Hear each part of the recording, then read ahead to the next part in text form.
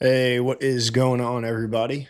Welcome to another episode of the Rapid Review. Appreciate everybody joining live over on YouTube.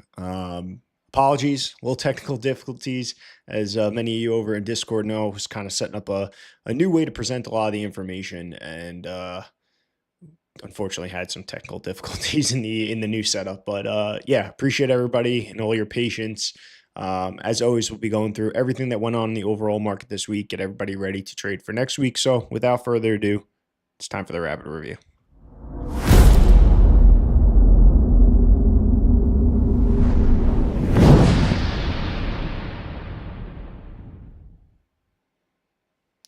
Yo, what's going on, Chad?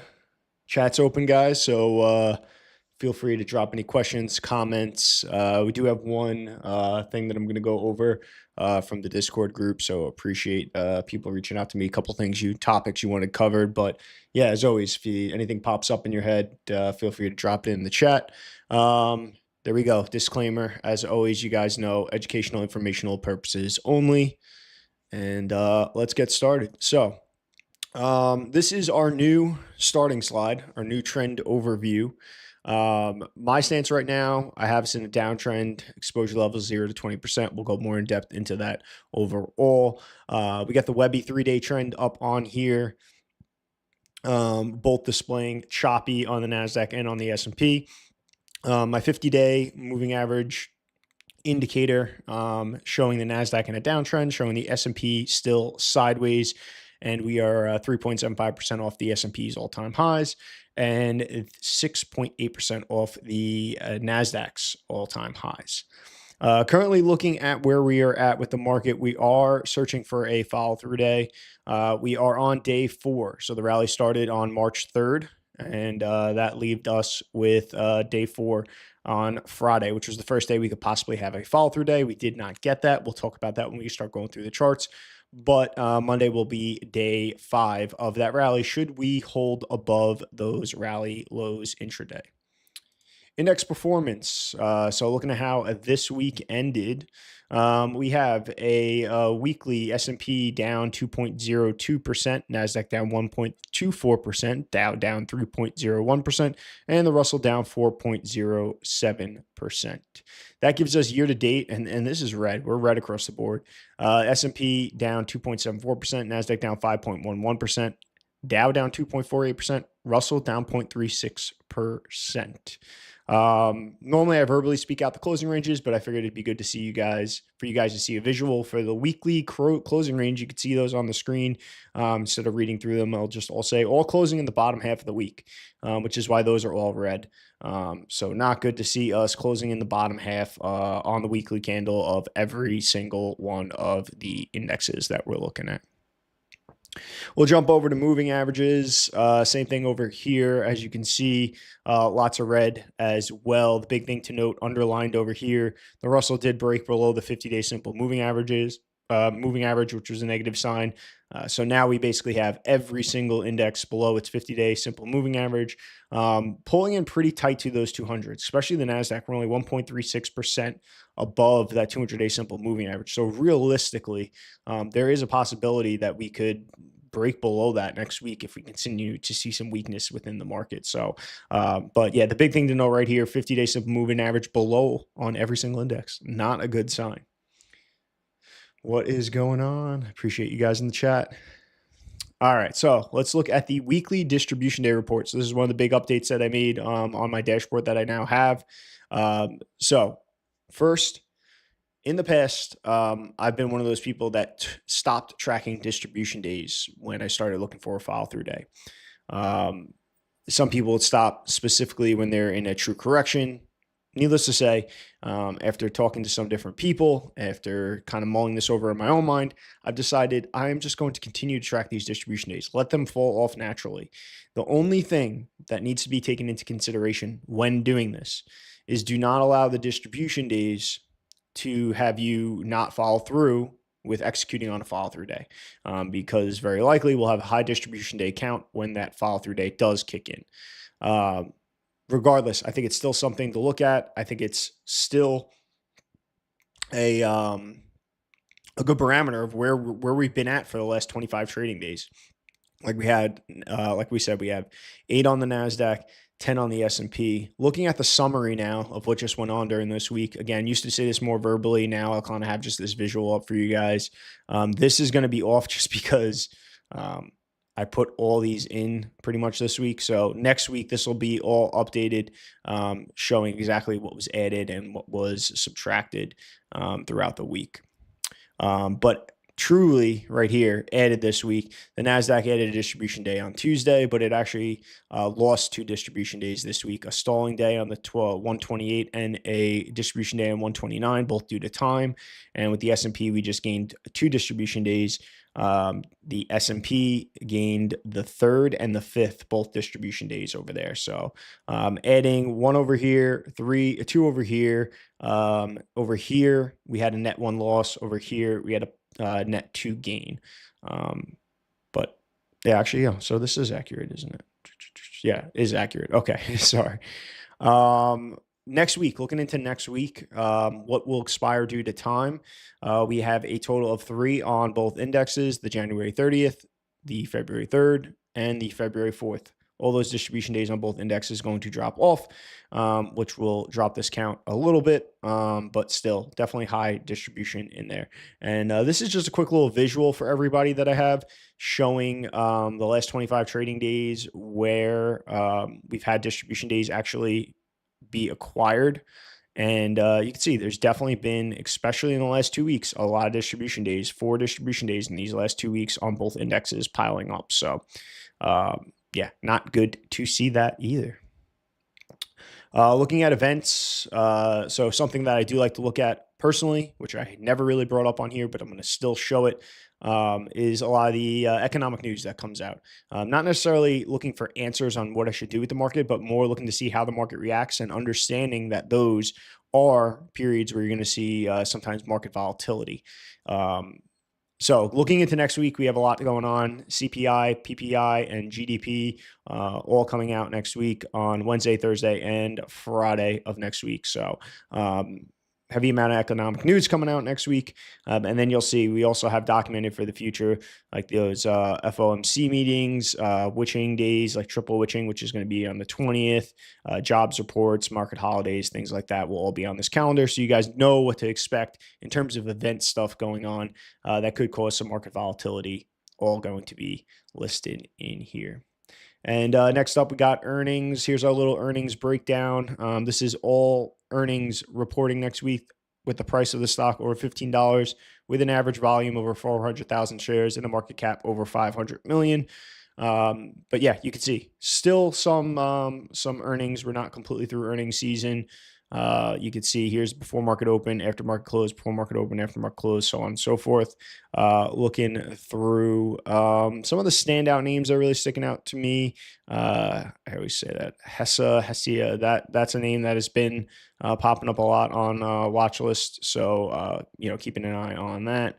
And other than that,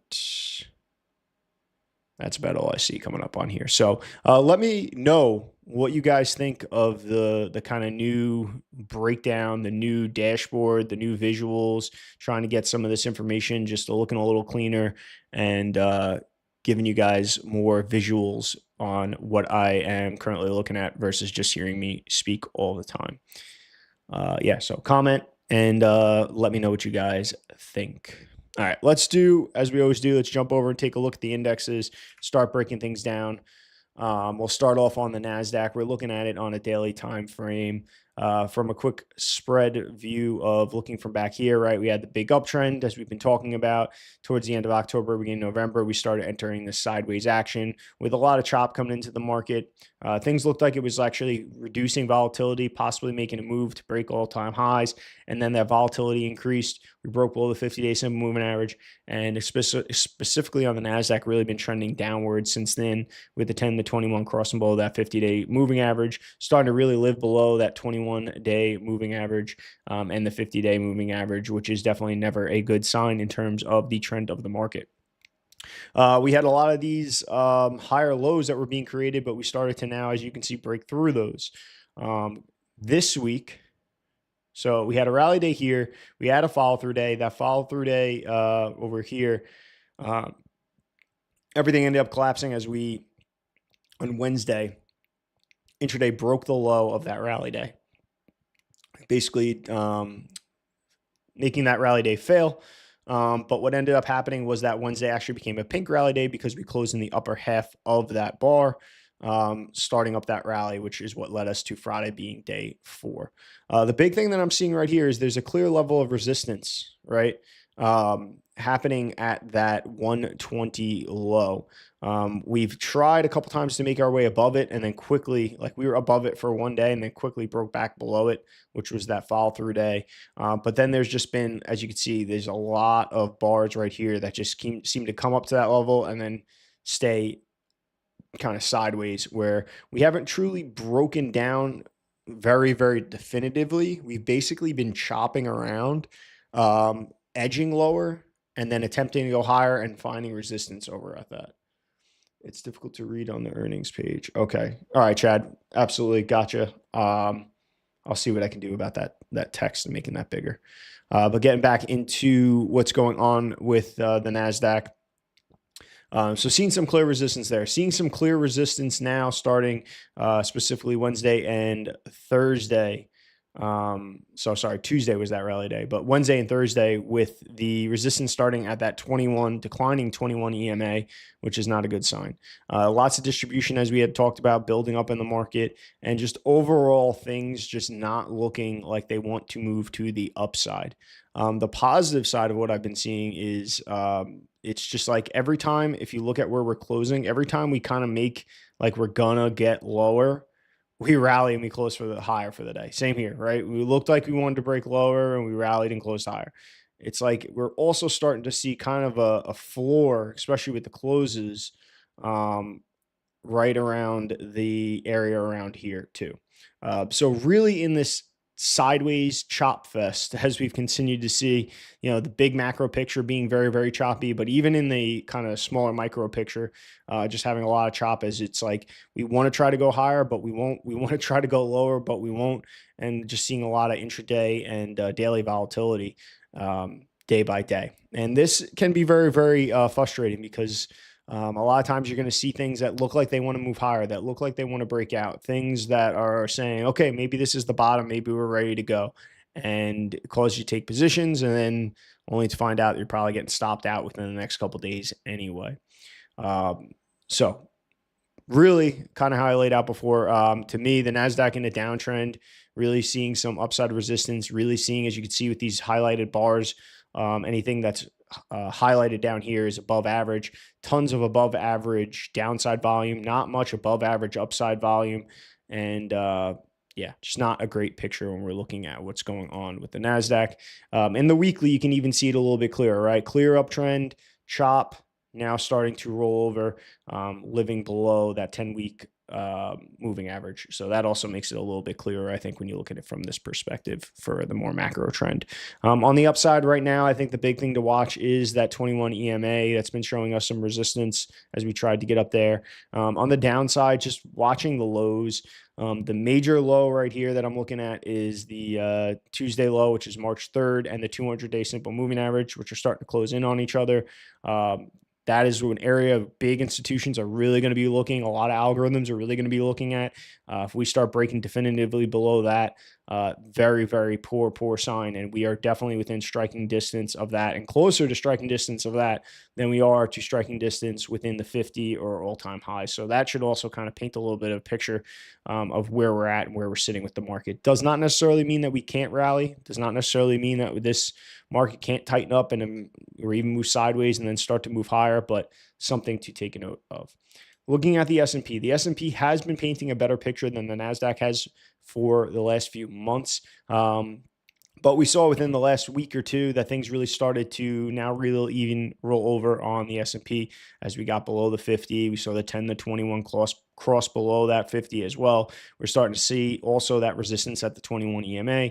We started creating lower lows, which is never a good sign. We're seeing some support down here over at the Wednesday, December 17th low, which is a positive sign. So very, very similar action. Again, not as weak as what was going on with the NASDAQ, but still seeing that action where it's like we're seeing resistance to the upside and support to the downside. Lots of selling volume coming in. So everything here leaning again to me as if this is more of a market that wants to move downward than it wants to move upward. Still, we're not here to predict. We're here to just look at what we have. We do have that rally day, the same as we have on the NASDAQ. And we are primed up for a follow-through day. So if things can turn around and things can start to move higher and we start to see some heavy buying coming into the market, then yeah, absolutely, I'd be willing to start taking some positions. But as of right now, not looking good. Dow also, right? This was kind of leading out the year this year. We had talked about this is one of the few areas that really has been showing strength in this market, and that has completely crumbled as we now also have the 10 to 21 breaking below the 50. We are now back below the 50 here. We are pulling in towards that 200-day simple moving average. We've created lower lows.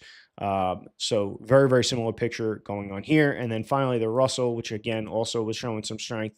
Russell starting to show the same thing, getting below the 50, the 10 to 21, making its way to possibly cross below there, and lower lows starting to be creative. So you're kind of seeing a theme when we're looking at things across the board, right? Living below the 50, making lower lows, seeing resistance to the upside, seeing some support to the downside, but overall volatility within the market not being good, being very, very choppy, and not the type of environment that most of us momentum traders want to be involved in. So all right, that's what we have over on the indexes. Now let's talk about what's going on with the sectors. Let's jump over to Deepvue. And for those of you who don't know, I'm a Deepvue partner. This is the tool that I use for all my stock screening, chart analysis, ETF theme, industry, sector tracking, a lot of cool stuff. They're building AI and working on a lot of different things within this application. If you are interested in checking it out, I got a link in the description. And if you are interested, there is a code BOBBY, my name, all caps, Bobby 12, gets you 12% off the annual membership. By far, bang for your buck type of tool. It blows every tool away, I think, in general. But then to do it at the price they do it is just kind of insane to me. So, and only improving as we go on. So right now we're looking at my sector tracker dashboard. We got a daily, we got a weekly, and then we got all the sectors down here with the relative strength. So looking at the week, energy still showing that strength on the weekly time frame, continuing to trend higher in a strong stage 2 uptrend. Communications, this is a group that we've been starting to talk about that seems like it's starting to show some strength, especially on the weekly. We've seen it kind of just chopping sideways. Not really breaking down, which in this market has been a positive signal. Technology, though showing strength this week, right? Number 3 in terms of relative strength this week, clearly still in a downtrend, very, very similar to the markets. And this is why I think it's important too to just kind of look at what's going on with the charts, because even if we have a strong day, a strong week, just like a stock, that doesn't necessarily mean anything to overall macro trend. Financials, downtrend, utilities. So utilities was showing a ton of strength, started to show some weakness. As you can see, we were down this week. But overall, this is still a group that I would be paying attention to. Not that there's many names that I think I really want to be playing in this space. But especially when you start looking at some of these longer time frames showing a little bit more relative strength. Consumer discretionary in a downtrend. Real estate was an uptrend for a little bit. Looked like it was trying to get out and break towards those all-time highs, but really showing some weakness here. So we'll keep an eye to see how that kind of shakes out. Industrials, been in an uptrend, real rough week, pulling back into the 50-day and the 10-week moving average, showing a lot of selling volume coming in there, so having a rough week. And then consumer staples, very, very similar action, been showing a lot of strength and then now showing a lot of weakness this week as it pulls into the 10-week moving average. To just kind of give a little further of a step back, right? We've probably been in that chop for that 3 to 6 month time frame. So we're going to reset this RS. And then just to get a quick look at just in general what's happened to the RS, here's what you're going to see. Energy, utilities, industrials, and then you have your consumer staples showing a lot of strength here. And then even if we go a little further, even to the 12-month time frame, same thing, energies, industrials, materials also in there. And the utilities. But the big thing to note here is to have above an 80, you really are only looking at those industrials and the energy sector there. And then in 3 month, you can see the 80s there. in that kind of order. Materials, a lot of these defensive names, which I think a lot of us have kind of picked up on just through our daily screening and looking at what goes on in the market every day and every week. Let's see. Let's jump over to, this is a new screen that I've kind of created, which is the stage analysis screen. So you can see here, looking at those sectors, gives you a different kind of breakdown. The stage ones, the stage twos, threes, and fours. If you're not aware of Stan Weinstein's stage analysis, stage two is essentially a strong uptrend. And I like this visual right now because if we look at the energy sector, right, 76% of the stocks in that sector are showing a stage two uptrend, which is a strong, healthy. Utilities, 60% showing a stage two uptrend, strong. Financials, this one's a little kind of on the edge for me because we're kind of like 29, 30, 39 in a stage four. Like it says strong, but to me, it's kind of a little more balanced. And then you start to see things kind of decline as we look downward from here. But really, again, the same thing. The energies and the utilities being really where the strength is within the sectors for sure. But pretty cool visual over here. And then we have the same thing kind of happening over here. We could take a look at more things from the industry group standpoint. So this is how Deepvue has everything kind of organized. And you can see healthcare, REITs, water utilities, containers, packaging, gas, which is no surprise, gas, household products, more of those consumer staples, banks.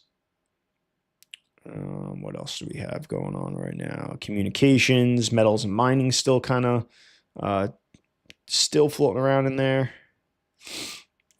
So yeah, this is just a quick visual to see what's going on over there. Then back over to the theme tracker. Again, we saw some strength within the software and security this week, but could this just be a blip on the radar? Possibly, because when we start looking again at the 1 month, 3 month, and the year to date, I think, look, silver and gold miners were really, really showing strength, starting to kind of break down a little bit. We're going to keep an eye on that. But telecommunications, utilities, aerospace, some of these groups, really more where I think my eyes are going, not necessarily saying that I'm buying anything, but just seeing where the relative strength is right now. And year to date, oil and gas being the leader right now, as it's been showing tons of strength with a lot of what's going on in the world right now. All right, ETF tracker. So here we have the 1 month, here we have the 6 month timeframes, and then we have the daily and the weekly charts. Let's just go through the 1 month real quick and see what's going on. We'll go through some of these top names. Oil and gas, no surprise there. Telecommunications, no surprise there. This one being consumer, is this one equal? Utilities, sorry. Oil, sky, sea, cargo, rare earth metals, minerals, stuff like that. Cloud computing, showing some strength this week, but if you look at what's going on over here longer term, it's really just been in the last week and month that it's showing some strength. That is, it looks like it's going to turn or possibly make a try to really start more of an uptrend. So this is where, like, okay, now my eyes start thinking, all right, let me start watching on that cloud computing time frame, right? We took out these as we were downtrending, we took out the most recent highs. We're kind of starting to look like we want to trend upwards. There is still a lot of upside resistance, but still I want to see if this can start trending upwards because that could be somewhere to focus. Expanded tech software, aerospace. This has definitely been where I think a lot of people have focused, as a lot of the aerospace and defense stocks doing very well. No surprise there. Gold. What do we got over here? This is energy, transportation, no surprise. Agriculture, communications, oil, gold, hydrogen. Bitcoin showed strength recently, but overall in downtrend. AI hyperscalers, silver miners, infrastructure, back to that space and defense. That's the ARK fund. Healthcare looking weak, even though it's showing now we're starting to go down to where things are a little lighter in terms of relative strength. So what I'm really seeing is we're seeing this, and this is why I like to do this way and kind of share you guys really what I do every single weekend. We're looking kind of top down, right? We're looking at what's going on in the overall market. We're looking at what's going on with the sectors. We're looking at what's going on in themes. We're looking at some of these ETFs, some of these industry groups, which we can see over here. We're looking at things, and I like to do this, giving a couple different views. As you can see, it doesn't take entirely too long. A lot of the work's really done for you. And you're starting to see across the board the same thing, right? Energy being the clear leader, oil and gas being another clear leader as of recently, really starting to show a ton of relative strength, possibly moving up in the rankings. Telecommunications, kind of another area that I think I want to be paying attention to. And then really other than that, like I said, it's been a kind of mixed bag other than that. Semis were showing a lot of strength, but have started to kind of decline as well. And this is, again, another view of just the industry group rankings from sectors, from groups, industries, and subgroups that Deepvue does. That does a really good job of showing you how things are moving on different time frames. All right, so I think that kind of summarizes it. You guys kind of get the gist as I go through all this, where we're at, what we're doing. So let's just talk real quick exposure levels, right? You guys saw in the beginning, I talked about 0 to 20% exposure level. Personally, I am in fully cash right now. And besides the follow through day, I did everything to sit on my hands and just not take positions. The follow through day came through, and based on the rules, I got to try to take some sort of position to see if it's real. And I quickly got stopped out of that. No big deal. Part of the game, part of trading, getting stopped out. And ultimately it proved to be right. I had bought BE, which was also stupid buy, we'll be honest. But yeah, now it's just a matter of sitting back and waiting and letting things kind of show where the strength is, letting the market kind of figure out which way it wants to go, and being really patient. It becomes very easy on a big, strong up day to be like, this is it, the market's going up. And then on a big, strong down day, this is it, the market's going down. And that whipsaw kind of action that really kills traders. And I think that I know for myself, especially in my earlier years, is what hurt me. Everybody makes money in a big bull market, right? Everybody thinks they're a genius when the market's trending upwards. But when we get in these sideways choppy phases is really what separates some of the better traders from some of the newer traders who haven't experienced that market and maybe are a little more optimistic at every big move that something makes, and taking that trade thinking maybe this is the next big winner that's going to help move their portfolio. But over the years, I think most people start to see that sitting on your hands, being patient in market environments like this is way, way more beneficial to what happens to your portfolio than trying to take those trades and catch. Even if you catch one good winner, does that in this market really pay for all the losses that you took? Very often not, at least from what I found. So being patient and then knowing it only takes a month or two of some really good movement and some really good stocks and some good trades that can make your year. And especially in this year, if you're sitting on your hands, you're outperforming the S&P, you're outperforming the NASDAQ, you're outperforming the Dow most likely. And as a trader, that's kind of that bare minimum goal, right? Outperforming those markets to just show that I'm better off managing my own money than tossing it in the QQQs or whatever it may be, and doing that consistently over time. And the advantage that we have against those big institutions is that we don't have to constantly be investing in the market. We have the ability to quickly move to cash and then quickly come out of cash. And that's what gives us the upper hand and the edge against these big institutions and against the just general market, and making it worth trading overall. So all right. What else? Question. So we had a question over on Discord. So Mac Money had this question, and he asked if I can kind of go over this on the live. And he was talking about he feeling like he's getting in on trades too early. Before either a complete VCP or Qualamaggy style triangle develops. Don't know. I'm trying to just kind of paraphrase this. Getting some extreme doubts, entering new positions at the time. Kind of toying between the setups, tightness, looseness, Does it need to develop? Does it not? Then seeing some of these, some of these names and some of these trades that he's hesitating on, and then it starts to move. And then kind of shared some examples of stuff. So I kind of mentioned how like there's a big difference in different types of setups. There's a difference between a VCP, a flag, a pullback, just a regular breakout, and kind of knowing that you have to know the differences between these setups. And this is what can often happen to a lot of people, I think, is, a lot of us, right? You want to see what some of these top traders are doing. And you start seeing all the different ways and setups that are out there. And who says this is the setup that I use that makes me have a 300% year. This is the setup I use that made me, have a 1100% returns over the last 3 years or whatever it may be. But all those setups have different places within the trend of that stock. Specifically, right? Let's start with just a CANSLIM style breakout.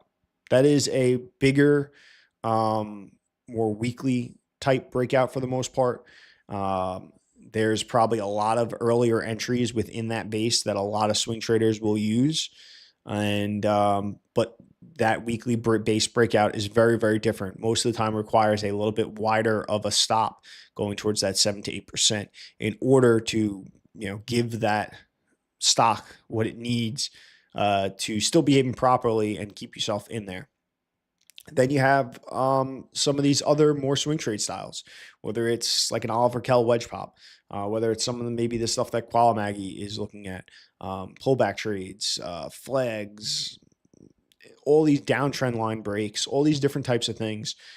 The big thing I think is understanding that some of these are patterns that occur within patterns, and knowing that there are pros and cons to both. When you have maybe like a wedge pop, right, that's going to be a little bit earlier when you look at it compared to a CANSLIM style breakout. There are pros like a tighter wrist stop, but there's also sometimes the opportunity that you're not getting that. There's still some overhead resistance to that. So I think the gist of what I'm trying to explain to this is when you're talking about feeling like you're not sure, like, is this VCP complete? Is this Qualamaggy triangle style development complete? And then seeing things move without you. A lot of it really needs to be defining, I think, your rules, defining the setups and the ways that you approach the market. Are you a swing trader? Are you more of a, CANSLIM style, traditional weekly stock or weekly chart breakout style? Do you have a blend of that where you're using some of these swing trades to get in early? Are you using different setups in different types of environments? Because, and I've dealt with this myself, when you start looking at multiple ways to approach the market, you can sometimes go, all right, well, this may be giving a early entry, but it's not a VCP. Do I want to get in on this now? And you start toying between all the different options you have to enter into the market. And it can get a little bit confusing and a little overwhelming when you just have so many names and so many different setups. What I will say is overall, the majority of what we are looking at as momentum traders is we're looking for stocks that show big institutional sponsorship. We're looking for stocks that are trending upwards, and then we're finding consolidation areas where we can assess our risk, where the probability of a stock making that move higher is slightly higher, giving us a little bit of an edge, being able to assess our risk, and then taking those trades knowing at the end of the day that trade in and of itself is pretty much a coin flip, could fail, could work, but having that mind going into everything. For some people, it's on a shorter time frame. So other people, it's on a longer term time frame. But knowing what time frame you're looking at, where the entries are, the pros and cons of each, and then tying that all into, again, what the overall environment is. Doesn't necessarily mean you have to look at the indexes like me. There are people like Minervini and other traders that will just strictly look at how their trading has been going, or look at what the overall market and breadth of the market looks like in terms of how stocks are trending and how breakouts are working. But in my long-winded response to this, because I'm really trying to give you guys a lot of breakdown of the information, it can get very overwhelming when you start looking at a lot of different approaches to the market, and making sure that you understand the differences between how traders are trading, understand really what you're trying to do in your approach, and then making sure you apply that to your trading strategy and know the environment that you're trading, because a lot of this goes out the window. What could be a great way to approach the market in a really strong bull market can be a horrible way to approach the market in a market like this, where it's choppy and slightly trending downwards. So hopefully that answers your question, Mac Money. And I apologize for the more long-winded answer, but just kind of getting my thoughts out there. Real quick, let's just back over to Deepvue. Nobody's really dropping. Well, let me double check, because now I'm off that screen. All right, nobody's really dropped any kind of stocks or anything that anybody really wants to look at. Just gonna load the smaller watch list for you guys. Some of the names though that I've kind of been watching, right? The Digital Ocean was on a really, really strong uptrend. Little harder to hold because of these kind of big pullbacks and stuff like that. But now it's broke below 50. So that's something that has kind of floated off my watch list. The mining names are still something I'm keeping an eye on. As you can see here, especially on the bigger macro picture. Few semiconductor names showing strength, but mixed bag here as I start to see some of these semis getting destroyed. Others like this, Skywater performing fairly well. Clear, Secure, one of the real big names that I'm keeping an eye on though, because in this market, we saw a big jump up on earnings reaction. Continued higher, and then now it's starting to kind of flag out over here. So this is probably one of the big names that I am watchful with, because especially if we can hold above those 227 lows and kind of tighten up and flag out, kind of like that high tight flag type of setup that we could be seeing here. So this is one of those names that is very, very high on my watch list. 5, this is one that I had owned, got stopped out of, but now it's kind of been holding up fairly well. Vert, these lines are kind of no longer valid, but you can see this one again, gapping up, holding above those gaps, holding above that 21 EMA. This is another name that's been showing strength. These names, right, these storage names were showing a lot of strength. Some of them starting to break down. Oh, here's a communications names that's been, kind of floating around those tight moving averages that's been on the list. Space Mobile, another name that's I've been watching. Energy Fuels. This was showing a lot of strength. This Friday reaction has me starting to go a little bit more bearish on this name. But regardless, still keeping an eye on that, because that could just be a shakeout. That's a name I'm watching. MU, SanDisk, 2 names that are big leaders. SanDisk was stock that I had owned early in the year. It has kind of started to move sideways. I could see some longer term people really keeping an eye on this one, and possibly still holding it because we haven't broke the 50. But this has been behaving overall, given what's going on in the market, very, very well. This one's not really that great anymore. Bloom, this was what I bought on the follow through day, bought extended like an idiot. This saw a big break below the 50 with some high volume, but still keeping an eye on it. And then this other semiconductor name, AXTI, keeping an eye on that. All right. So, but there are other names out there. I think for me, like the big ones that I'm really like, if I'll finish it off when I go through my weekend routine. If I had to pick like 5, I'd say 5 names that are like really high on my watch list right now. Definitely these 4. And if I had to just kind of off the top of my head, it's probably these.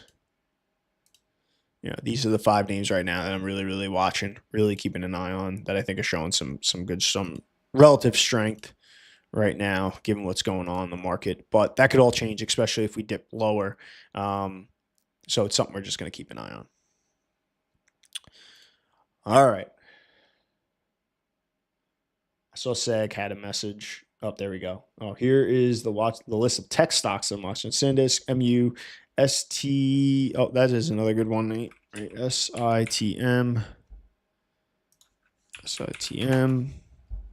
Yeah, I was watching this one too, really, really closely. But this ton of selling volume and pretty definitive break of the 50 kind of pulled it where, now it's starting to really, really get weak. So, I mean, I'm still watching it from a fundamental level, but I'm just in terms of tops names that I really, really care about. Light.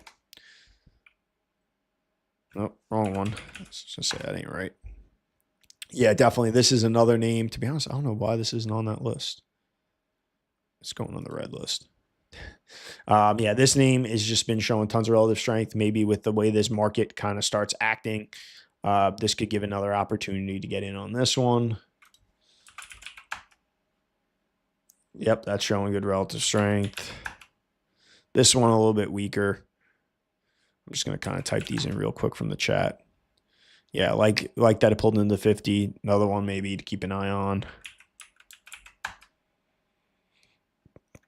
Yeah, another one. And this is what I like about a lot of these stocks that you're bringing up, though. NVIDIA, to me, at this point, NVIDIA is one of those names that it's gotten very sloppy, very choppy, and really below the 50. So nothing I'm really worried about watching. Yeah, Dell looks pretty good. STX, you're already kind of so another semi. AVA. Yeah, that's looking like it's definitely got some relative strength. ADI starting to roll over.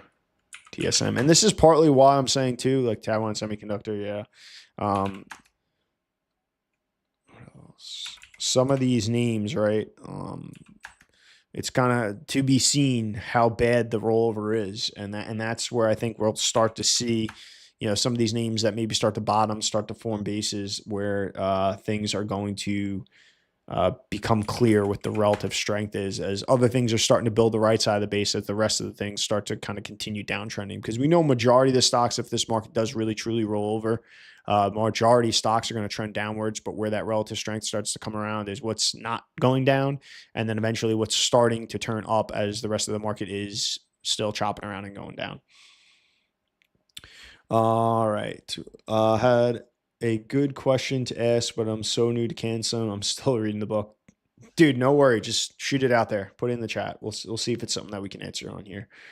Remembering to keep watching them. Fundamentals are great, but just don't need to wait for the chart to improve. But just need to wait for the chart to improve. If they don't, then dump them. Move on. 100%. Especially for a true CANSLIM style, right? If we especially get a deeper correction, it becomes very, very easy over time to see what the leaders are. Who are these strong fundamental stocks that have really, really good earnings, really good relative strength, really good sales, and are outperforming how the market is acting in the downtrend and starting to form bases. And those first names to kind of break out, the first names to kind of make moves tend to be the leaders in that next market. So,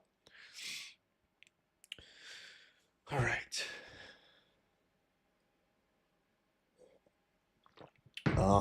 But yeah, I think overall, like a lot of what we're doing is just watching. A lot of what we're doing is sitting back and keep an eye on these names. So especially like that longer list, SAG that you gave. Yeah, I see exactly what you're doing, right? There's a lot of these names that right now are showing relative strength. You continue to watch them. The names that continue to look stronger and stronger and stronger, it becomes more and more clear that the institutions aren't selling these and that the market is really the pressure that's on the top of a lot of these stocks. And then when the market does turn around, do they start to, perform well?